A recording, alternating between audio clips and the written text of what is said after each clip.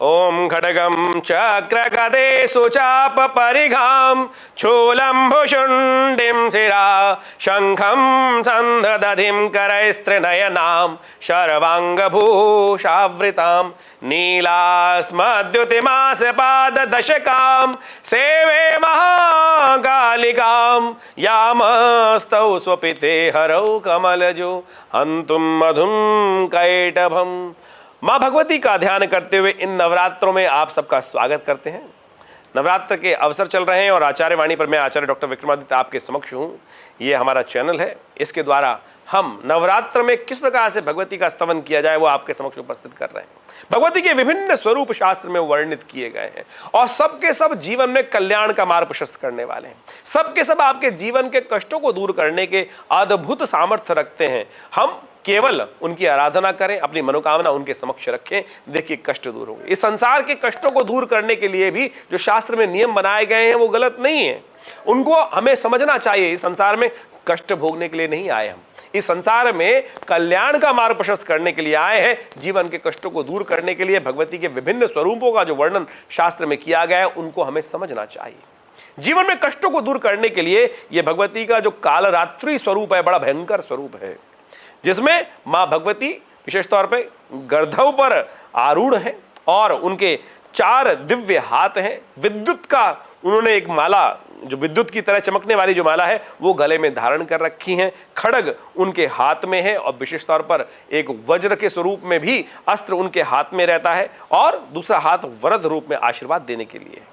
और इस प्रकार से आशीष प्रदान करने वाला एक हाथ भी वहां है कि जो समस्त प्रकार की मनोकामना आश्वस्त करने वाला वो वरद हस्त है कि आप जो भी मांगेंगे वो अवश्य आपका कल्याण का मार्ग प्रशस्त करेंगी मां भगवती।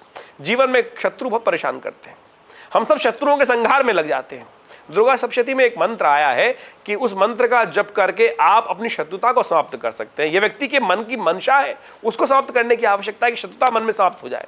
दुर्गा सप्तशती के 11वें अध्याय में एक मंत्र आया है, सर्वा बाधा प्रशमनम त्रैलोकस्य अखिलेश्वरी एवमेव त्वया कार्यम अस्मद वैरी विनाशनम, कि मेरे वैर भाव जो रखने वाले लोग हैं उनका वैर भाव मन से समाप्त हो जाए, इसके लिए मैं भगवती से आराधना करता हूँ।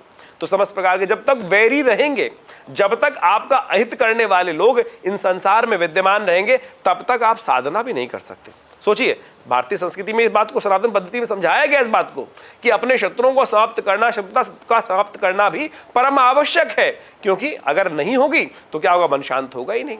हम शांत करने के लिए यज्ञ में बैठे हैं, कोई आएगा पत्थर मार देगा, कोई आएगा कुछ और उपस्थित कर देगा बात, तो उन सबको भी ठीक करना परम आवश्यक है।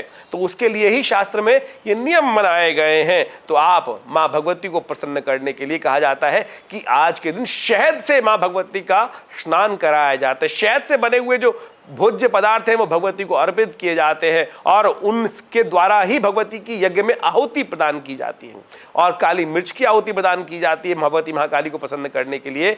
ये भगवती का विभिन्न जो स्वरूप बताए गए हैं समस्त प्रकार से कल्याण का मार्ग प्रशस्त करने वाले हैं। आप उनके निमित्त विशेष तौर पे यज्ञ करें, उनके निमित्त ध्यान करें, पूजन करें, आपके समस्त कष्टों को दूर करने के अद्भुत योग बनेंगे। और पीली सरसों के द्वारा विशेष तौर पे यज्ञ करने का इन मंत्रों के द्वारा एक नियम बनाया गया है भगवती कालरात्रि को प्रसन्न करने के लिए। तो विभिन्न स्वरूप हैं, उनके ध्यान के नियम हैं, उन सबको समय समय पर हम वर्णित करते रहते हैं आपके समक्ष।